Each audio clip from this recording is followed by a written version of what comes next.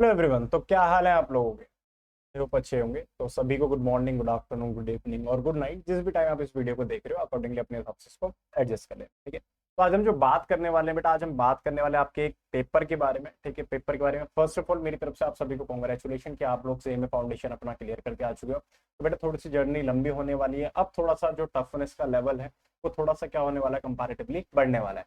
अभी तक आप जो भी पैटर्न करके आए हो, एमसीक्यू बेस करके आए हो, अब आपके सामने जो पेपर है that is completely return paper. हाँ, फिल इन द ब्लैंक्स वगैरह है हमारे पास, बट उसको मैं एक प्रैक्टिकल पेपर मानता हूँ कि जिसमें आपको सिर्फ एमसीक्यूज नहीं बल्कि और भी कुछ चीजें जानने को मिलेंगी। तो first of all congratulation to all of you. तो बेटा आज जो मैं बात करने वाला हूँ, मैं बात करने वाला हूँ आपके पेपर नंबर 10 की। ठीक है, पेपर नंबर 10 की, that is corporate accounting and audit. ठीक है।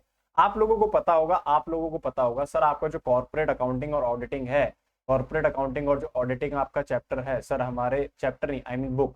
ठीक है, हमारी जो बुक का नाम है वो क्या है sir? Corporate accounting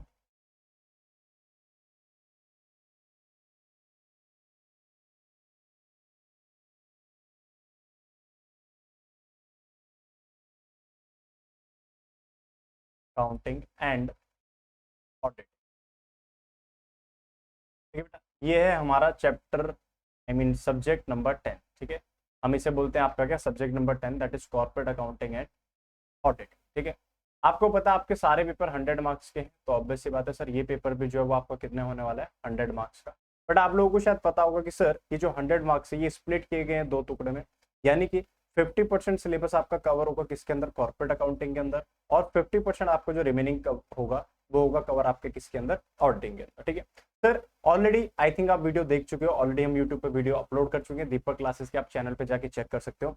sir corporate accounting जैसे कि आपको पता चल चुका होगा सर, कॉर्पोरेट अकाउंटिंग जो है वो आपका कवर करवा रहे कौन? दीपक सर। आप ऑलरेडी उनकी क्लासेस देख चुके होंगे, उन्होंने सिलेबस शुरू भी करा दिया। ठीक है, तो दीपक सर ऑलरेडी कॉर्पोरेट अकाउंटिंग के ऊपर वीडियोस डालना शुरू कर चुके हैं। ठीक है, अब मेरी बारी है। ठीक है, दीपक सर कवर करेंगे आपका 50% यानी कि corporate accounting, and the rest remaining that is auditing, ये कवर करवाऊंगा सर मैं, यानी कि आपका दोस्त कौन? उमेश शर्मा। ठीक है, ये सर कवर करने वाला हूं कौन? ठीक है सर। तो 50% का जो सिलेबस है मैं कवर करूंगा। आपको पता है बेटा कॉर्पोरेट अकाउंटिंग जो है ये कंप्लीटली एक प्रैक्टिकल सब्जेक्ट है। प्रैक्टिकल सब्जेक्ट यानी कि सर यहाँ पर जो भी आपने करना that is purely based numericals. ठीक है, यहाँ पर जो आप करने वाले हो वो क्या सर? आपका न्यूमेरिकल्स है। ठीक है, यहाँ पर क्या आपके पास? न्यूमेरिकल्स है। और सर यहाँ पर क्या आपके पास, यहाँ पर क्या आपके पास सर?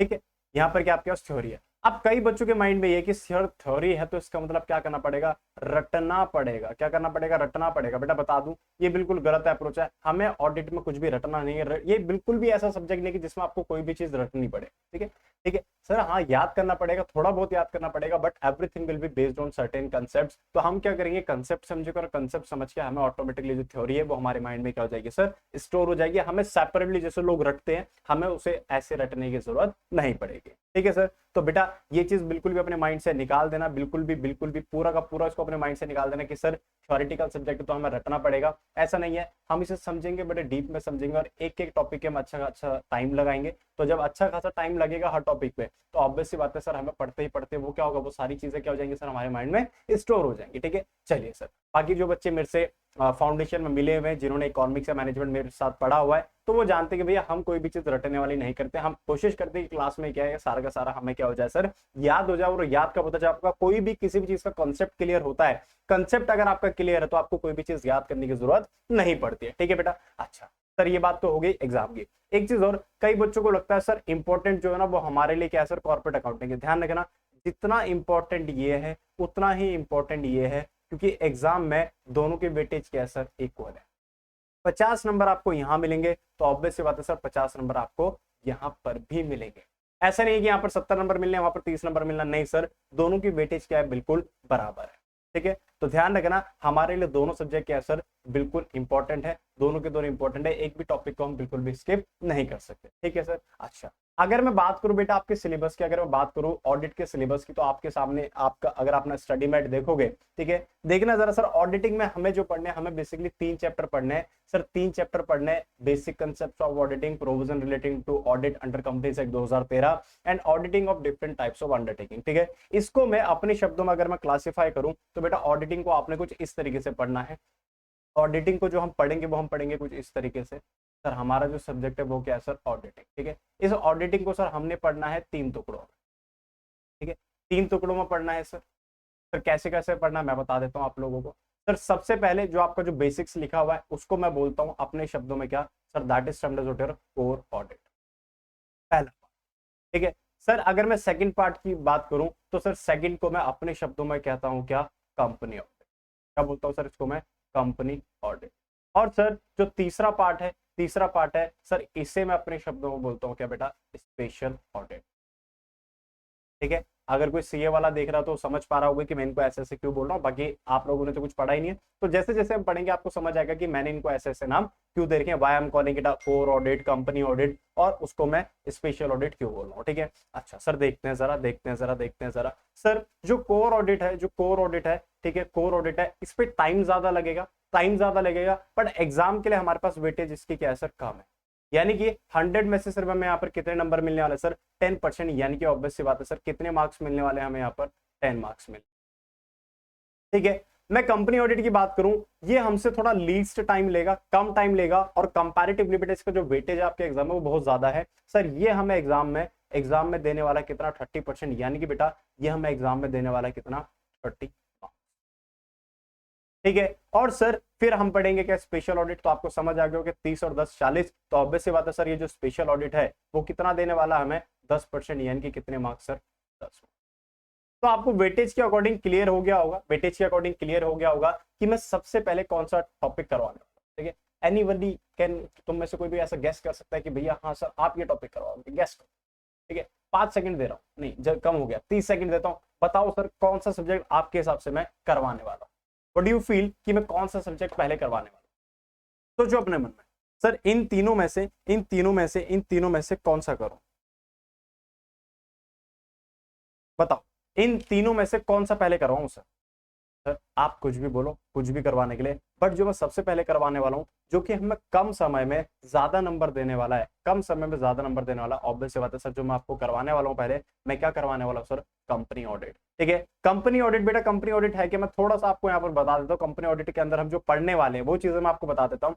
सर आपको याद होगा, आपने एक सब्जेक्ट पढ़ा होगा सर, उसका नाम था कॉर्पोरेट लॉ, या आपने इसको पढ़ा होगा कंपनी लॉ के नाम से, अगर आप लोगों को याद हो।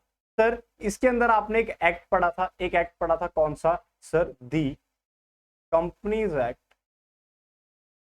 मेरी राइटिंग पे मत जाना, बहुत अच्छी है, इसी वजह से मेरे 12th में 95 नंबर आ गए थे, इस राइटिंग की वजह से। ठीक है, इंग्लिश में वो भी। ठीक है, तो द कंपनीज एक्ट 2013। ठीक है सर, ये आपने पढ़ा हुआ, अगर आप लोगों को याद हो, पूरा नहीं पढ़ा हुआ, कुछ कुछ आपने इसके सेक्शंस पढ़े होंगे। तो कंपनीज एक्ट के ही सेक्शंस हम पढ़ने वाले हैं, कुछ हम डेफिनेशन कवर करेंगे, कुछ हम अलग सेक्शन कवर करेंगे, पर जो हमारा जो मेन फोकस रहेगा वो रहेगा सर सेक्शन, जो एक्चुअल में जो कंपनी ऑडिट कवर करता है वो करता है सेक्शन 139 से लेके सेक्शन 148 तक। तो ये बेसिकली ये जो 9-10 सेक्शन है, ये हम इसको मेनली कवर करेंगे। बट अपार्ट फ्रॉम दैट आपको पता है बेटा कि कोई भी सेक्शन हम पढ़ने वाले तो उसमें क्या होता है, एक आधी चीजें ऐसे आती है जो हमें पीछे से पढ़नी पड़ती है।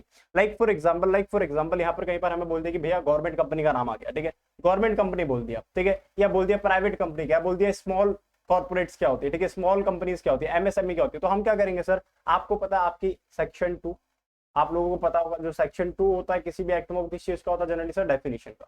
ठीक है, तो इसकी जितनी भी डेफिनेशन होंगे हम यहाँ पर कवर करेंगे sir. Apart from that 2-3 section हम अगर अलग से भी कवर करने वाले हैं। सेक्शन तो कवर करेंगे, साथ में जो भी आज तक नए अमेंडमेंट आए, लाइक आपको पता होगा टाइम टू टाइम जो आपका एमसीए है, ठीक है, एमसीए गवर्नमेंट है, वो क्या करती है, नए नए एक्ट में प्रोविजन लाते रहती है। तो जो नए नए जितने भी लेटेस्ट प्रोविजन वो भी हम पढ़ेंगे अलॉन्ग विद द रूल्स आपको पता हो शायद। ठीक है, सेम जैसे जो अमेंडमेंट आते हैं वो लाए जाते हैं रूल्स के थ्रू, तो रूल्स को भी हम क्या करेंगे सर, क्लास में कवर करेंगे। तो इतना हो गया कि भैया जो एग्जाम में होने वाला है वो हम सारा का सारा A to Z आपके क्लास में कवर करने वाले हैं सर। अब बात आती है सर, ये कंटेंट आप कवर कैसे करवाओगे। सर इस कंटेंट को कवर करवाने के लिए पहले मैं दूंगा आपको अपनी बुक, जो मैंने बनाई। ठीक है, सबसे पहले मैं दूंगा आपको अपनी बुक। ठीक है, जो कि आपको ऑब्वियस सी बात है सेपरेटली नहीं पढ़नी है। मैं जैसे जैसे क्लासेस लेता जाऊंगा आप वैसे वैसे इसको पढ़ते जाओगे, पर मैं पूरी बुक एक साथ नहीं देता। जैसे जैसे मैं टॉपिक करवाता जाऊंगा वैसे वैसे मैं आपको आपके नोट्स प्रोवाइड करता जाऊंगा। अगर आप ये अज्यूम करके चल रहे हो कि 300-400 पेजेस की जो भी बुकलेट है मैं आपको एक साथ पकड़ा दूं, नहीं सर, जैसे जैसे सिलेबस कंप्लीट होता जाएगा वैसे वैसे मैं आपको बुकलेट देता जाऊंगा। लाइक 50 पेजेस के एक बार दे दी, 100 पेजेस के एक बार दे दी, 150 पेजेस के एक बार दे दी, तो ऐसे ऐसे करके मैं आपको बुकलेट देता जाऊंगा। देखो उससे होता क्या ना, उससे हमें एक्चुअली पता नहीं होता कि हमने कोर्स कितना कवर करना है ना। माइंड में ऐसा रहता है हाँ चलो कवर होता हुआ जा रहा है, ऐसा नहीं होता कि हम कहीं स्लो तो नहीं हो रहे, या ऐसा तो नहीं होता कि हम बहुत ज्यादा फास्ट चल रहे हैं। एक कोई पर्टिकुलर टारगेट नहीं है, ठीक है, जैसे क्लासेस हैं वैसे वैसे कवर होता जाएगा और वैसे वैसे मैं आपके साथ बुक को शेयर करता जाऊंगा। और सर इसके बाद बेटा, इसके बाद ये जो बुक मेरी हो जाएगी उसके बाद हम आएंगे आपके किसमें, स्टडी मैट, जो कि आपका इंस्टीट्यूट देता है। सर ये स्टडी मैट आपको पहले नहीं छूना है, जब मैं बताऊंगा तब आपको ये छूना है, ध्यान रखना। उससे पहले छूओगे तो बेटा पाप लग जाएगा आपको, ठीक है, ठीक है, तो वो पाप नहीं करना आप लोगों ने। मैं जैसे जैसे बताऊंगा कि भैया हाँ ये चैप्टर हो गया अब आप स्टडी मैट पे जा सकते हो, तो आप स्टडी मैट पे चले जाना। बट जब तक मैं ना बोलूं तब तक स्टडी मैट पे नहीं जाना, नहीं तो चीजें बाउंसर्स की तरह, जैसे बॉल फेंकते ना बाउंसर, तो सर के ऊपर से चली जाएगी, ठीक है। तो अनलेस मैं आपको ना बोलूं कि स्टडी मैट पढ़ना, आपको स्टडी मैट नहीं पढ़ना है। हर चीज क्लास में बताई जाएगी कब करना है कैसे करना है, तो उसी रूल को आपने क्या करना है सर, फॉलो करना है, ठीक है सर। अच्छा ये तो हो गया हम कैसे कैसे पढ़ने वाले हैं, ठीक है। बुक देंगे सर हम सबसे पहले आपको, फिर बुक के बाद हम क्या करेंगे सर, स्टडी मैट को उसी चीज को कवर करेंगे कि भैया कहीं स्टडी मैट का कोई टॉपिक छूट तो नहीं गया, तो उससे ये भी हो जाएगा कि हाँ भैया आपके मन में संतुष्टि हो जाएगी कि हाँ हमारा स्टडी मैट कवर हुआ है। देखो ये सिर्फ ना फॉर्मेलिटी है, वैसे अगर आपको सिर्फ ये भी पढ़ा के छोड़ दो ना तो काम तो बन जाता है, पर बच्चों के माइंड में ऐसा रहता है सर हमारा पूरा सिलेबस कवर करा भी होगा सर ने नहीं, तो उस डाउट को क्लियर करवाने के लिए मैं ये चीज जरूर करवाता हूँ कि हाँ भैया आपको जो स्टडी मैट है वो हम पूरा का पूरा कवर करवा चुके हैं, ठीक है, ये बात क्लियर है। अच्छा सर अब बात आती है, सर ये तो हो गया मैं क्लास में पढ़ाने कैसे वाला हूँ। सर उसके बाद जो दूसरी बात आती है, जो उसके बाद जो दूसरी बात आती है वो बात सर ये आती है, वो बात सर ये आती है कि भैया ये बताओ हमें ये टोटल ऑडिट कवर करने में कितना टाइम लग जाएगा। तो बेटा मैं आपको बताऊं 60 से 80 क्लासेस, 60 से 80 क्लासेस यानी कि 60 से 80 लेक्चर मुझे लगने वाले हैं आपके इस ऑडिट को कवर करवाने। इस ऑडिट को कवर करवाने में मुझे लगने वाले कितने, 60 से 80 लेक्चर्स। अभी लेक्चर्स होंगे कैसे कैसे, आपको शायद मेरा रूल पता होगा कि मेरी जो कोई भी क्लास होती है वो मैक्सिमम से कितने घंटे चलती है, मैक्सिमम कितने घंटे चलते हैं गैस, 2 घंटा 3 घंटा 4 घंटा, नहीं सर मैक्सिमम जो मेरी क्लास होगी दैट विल बी 1 आवर, 1 घंटा, यानी कि सर मैक्सिमम जो मेरी क्लास होने वाली है वो कितने होने वाले सर, 60 मिनट, ठीक है, मिनिमम 20 से 25 minute, but maximum 60 minute. 60 minute से ऊपर की क्लास में नहीं लूंगा। अगर मुझे ऐसा लगता है कि हाँ भैया कोई टॉपिक स्टार्ट होने वाला है जो कि जल्दी खत्म नहीं होने वाला, मैं उसको स्किप कर देता हूँ और अगली क्लास में चला जाता हूँ, ठीक है। तो भैया इससे आपको अंदाजा होगा कि आपको अपना ऑडिट करने में कितने घंटे लगने वाले हैं। तो आपको ऑलमोस्ट जो मैक्सिमम जो आपको घंटे लगने वाले वो कितने लगने वाले सर, 80 आवर्स। अब बच्चे कह रहे सर आप भले 80 आवर्स लो, हम तो सर इसे 60 आवर्स में खत्म कर देंगे। मैंने कहा बेटे बता कैसे खत्म कर देगा। कहते सर आप वीडियो दोगे, ऑब्वियस बात है, हाँ वीडियो दूंगा। कहते सर हम कुछ नहीं करेंगे, आपकी वीडियो का ना 1.5 की स्पीड पे देखेंगे। किस पे देखेंगे, 1.5 की स्पीड पे। सर 80 मल्टीप्लाई बाई 1.5 ये तो ज्यादा हो गया, नहीं 60 मल्टीप्लाई बाई 1.5 सर कहाँ पर निकल गया 80। देखो बेटा मैं आपको एक चीज बता दूं, हर चीज की ना एक निर्धारित सीमा होती है, निर्धारित समय होता है हर चीज के लिए। तो मेरी आपसे गुजारिश रहेगी कि आप आगे आने वाली जितने भी क्लासेस देखने वाले हो, ठीक है, वॉच देम ऑन जो स्पीड मैं पढ़ा रहा हूँ, यानी कि 1 की स्पीड में आपने पढ़ना है, आपने 1.5 की स्पीड में उसे नहीं पढ़ना है। क्यों, क्योंकि देखो मैं क्लास में नोटिंग भी करवाऊंगा, है ना। अब आप क्या करोगे मैं आपको बताता हूँ कैसे। अगर मेरी एक क्लास 60 मिनट की है ना बेटा, आप लिख के ले लो इस बात को, आपको उस क्लास को खत्म करने में 60 मिनट ही लगेंगे। आप उसे 1.5 की स्पीड पे देख लो, आप उसे 2 की स्पीड पे देख लो, आपको जो टाइम है वो 60 मिनट ही लगेगा। सर कैसे 60 मिनट लगेगा, बेटा समझो जरा। मैंने क्लास में कोई टॉपिक पढ़ाया, ठीक है, टॉपिक पढ़ाया, मैंने उसके नोट्स बनाए, लाइक जो भी मैं बनाता हुआ जा रहा हूँ ना, मैंने नोट्स बनाए, ऑब्वियस सी बात है मैं उसको नोट करने के लिए आपको टाइम दूंगा। तो भैया आप उस टाइम को यूटिलाइज करो ना, कहाँ जल्दी जाना है भाई, एग्जाम दूर है, ये थोड़ा ना कि कल ही एग्जाम है। भैया एग्जाम से पहले पहले सब कुछ कवर हो जाएगा, तो जल्दी क्या बात की है। अब क्या होता है, जैसे ना आप 1.5 की स्पीड में देखते हो ना, 1.5 की स्पीड में क्या होगा, कभी कभार मैं ऐसे इतने फटाफट बोल रहा हूँ कि क्या होगा, आपका ना आपको ऐसा लगेगा कि भाई कोई शब्द ना सर अपने मुंह में खा गए। ऐसा होता है, ह्यूमन नेचर है ना, होता भी है कि कई शब्द हम खा भी जाते हैं। तो आप क्या करोगे, पॉज करके अब आप वापस जाओगे, ठीक है। आपने क्या करा, पीछे 30 सेकंड देख के आ गया, वापस 30 सेकंड पे गए। अब आप लॉजिकली उसको कवर करने में क्या करते हैं, आपने दो बार टाइम लगा, 30 सेकंड एक बार लगा, 30 सेकंड एक बार लगा, ठीक है। फिर आप क्या करोगे, जब नोट करना होगा ना, मैं बोलूंगा बच्चों नोट कर लो, तो आप पता क्या करो, आप वीडियो को पॉज करो और पॉज करके नोट डाउन चालू करना करोगे, और मैं तो टाइम दूंगा। लिखने का मैं तो मौका दूंगा प्रॉपर। अब आप क्या करोगे, जब लिखने का मौका होगा ना, ऐसे देख रहे होगे अबे भाई कब चलेगी वीडियो, अगर आप 1.5 की स्पीड पे चला के चले, तो जो निर्धारित सीमा है आपने उसी में इस वीडियो को देखना है। अगर 1 की स्पीड पे चले तो 1 की स्पीड पे देखना, ना आपने उसको स्लो करना, ना ही आपने उसको फास्ट फॉरवर्ड करना है, ठीक है। अगर कहीं पर डाउट हो तो हाँ भैया बैक पे जाके जरूर देख लेना है, बट स्पीड में आपको नहीं देखना। ये मेरा आपके लिए क्या है, एक एडवाइस, ठीक है, ठीक है। This is my advice for you कि भैया 1 की स्पीड में आपने क्या करनी है, अपनी क्लास को देखना है, ठीक है।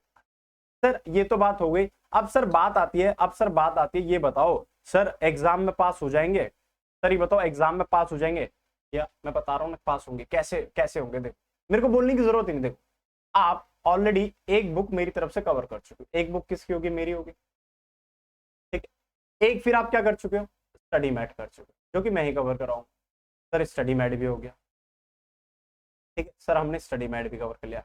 उसके बाद बेटा मैं क्या करवाऊंगा, आपको स्कैनर के क्वेश्चन करवाऊंगा, ठीक है सर। सर ये भी हो गया सर, और कुछ बताओ सर। स्कैनर का क्वेश्चन हो गया। अब मैं बोलूंगा भैया जो इंस्टीट्यूट ने मॉडल टेस्ट पेपर इशू किया ना, मगर चलो अब वो करते हैं, ठीक है सर। एमटीपी भी हो गया सर। उसके बाद मगर सर ऐसा करते हैं रिवीजन के लिए ना टेस्ट भी ले लेते हैं। एक तो होगा नॉर्मल टेस्ट, चैप्टर खत्म हो टेस्ट दे दिया, एक होगा revisionary test, sir revision test भी दे दिया, ठीक है सर। टेस्ट हो गए। अब सर इसके बाद जब आपका कोर्स खत्म हो जाएगा ना, जब कोर्स खत्म हो जाएगा उसके बाद हम करवाएंगे क्या, आपका रिविजन। हम क्या करवाएंगे, आपका रिविजन। सर हो गया, सर हो गया, नहीं अभी खत्म नहीं हुआ है, सुनो। फिर आपका जब एग्जाम आएगा ना, एग्जाम से एक दिन पहले 3-4 घंटे की मैराथन चलाएंगे। क्या चलाएंगे सर, मैराथन। सर मैराथन में फिर से क्या, सर रिवाइज। क्या करेंगे, रिवाइज। सर अभी भी डाउट हो रहा है सर, क्लियर हो पाएगा आज, समझो रे समझो, आगे देखो, आगे बताता हूँ सर।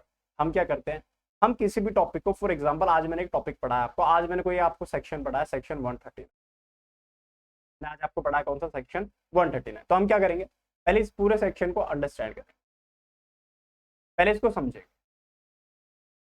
ठीक है सर। समझ लिया, फिर सर हम इसे राइट डाउन करेंगे, सर राइट डाउन हो गया। फिर सर हम इसे क्या करेंगे, क्लास में इसको हम क्या करेंगे, रीड करेंगे, सर रीड हो गया। फिर सर हम क्या करेंगे, क्लास में इसे रिवाइज करेंगे, एक बार रिवीजन हो गया। फिर सर अब 139 पढ़ेंगे, ऐसे 140 पढ़ेंगे। सर क्लास में हमने बहुत सारे टॉपिक पढ़े, क्लास के एंड में हम क्या करेंगे सर, इसका रिवीजन, ठीक है। तो एक ही टॉपिक को आपने कितनी बार पढ़ लिया, मेरे हिसाब से 5 बार पढ़ लिया क्लास में। अच्छा सर अभी भी थोड़ा डाउट, अब समझो। अब सर अगली क्लास आई, क्लास 2 आई, अगली क्लास आई ना, तो बेटा पिछली क्लास में जो भी पढ़ा ना हमने, पिछली क्लास में हमने जो भी पढ़ा, हम क्या करेंगे, रिवीजन ऑफ क्लास 1 करेंगे, अंटिल मेरा वो टॉपिक खत्म नहीं हो जाता। जब टॉपिक खत्म हो जाएगा तो भैया आगे मूव कर देंगे, बट हम क्या करेंगे, बीच बीच में ऐसे आपका रिवीजन कर देंगे। बताओ इसके बाद चीजें आपके टिप्स में आ जाएंगी कि, तो इसके बाद भी कोई डाउट लग रहा है कि सर अभी भी डाउट है, भाई डाउट है ना। आपको लगता है जैसे क्या होता है रिकॉर्डेड क्लास में, यही होता है कि कुछ डाउट्स क्लियर नहीं हो पाते, तो भैया सीधी सी बात है, अगर आपको कोई भी डाउट आता है, ये नंबर दे रहा हूं मैं तुमको, मैं नंबर दे रहा हूं भाई, व्हाट्सएप ओनली, व्हाट्सएप करो भाई, व्हाट्सएप करो। सर मैं आपके इस बैच का इस नाम का स्टूडेंट बोल रहा हूं सर, जो आपकी जो क्लास नंबर 3 थी, उस क्लास नंबर 3 में मेरे को सर ये डाउट आया, बताओ क्या है, इसका मतलब क्या है, आपको आंसर मिलेगा, बट एक फॉर्मेट के साथ। सर मैं ये क्लास देख रहा था, ठीक है, इस क्लास में मुझे ये डाउट आया, सर इस डाउट को क्लियर करो। क्लास नंबर मेंशन करनी, अपना नाम मेंशन करना, कौन सा आपका बैच है वो आपको मेंशन करना, तभी जाके बताऊंगा, ना नहीं बताऊंगा, रिप्लाई भी नहीं करूंगा, और डिटेल के साथ भेजोगे प्रॉपर रिप्लाई करूंगा। पहली बार फिर उसके बाद तो नंबर से हो जाएगा, तो ऑब्वियसली बता रिप्लाई, बट जब तक नहीं पूछोगे तब तक नहीं पता चलेगा, ठीक है।